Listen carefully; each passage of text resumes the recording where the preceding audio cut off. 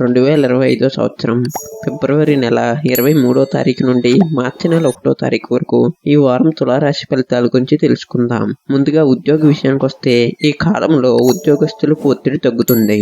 కొన్ని కొత్త అవకాశాలు వస్తాయి, కానీ అవి కొంత కష్టమైనవిగా ఉండవచ్చు.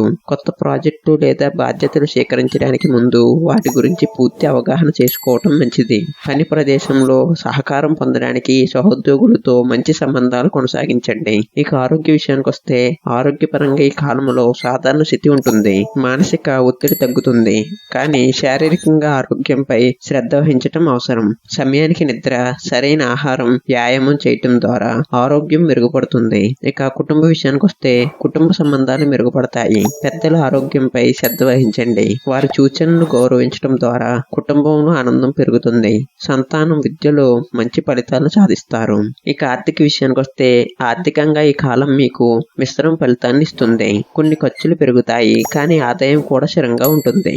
అనవసర ఖర్చును తగ్గించి ఆదాయం పెంచుకోవడానికి ప్రయత్నించండి. ఇక వ్యాపార విషయానికి వస్తే వ్యాపారస్తులకు ఈ కాలం అనుకూలంగా ఉంటుంది. కొన్ని కొత్త ఒప్పందాలు లేదా పెట్టుబడులు లభిస్తాయి.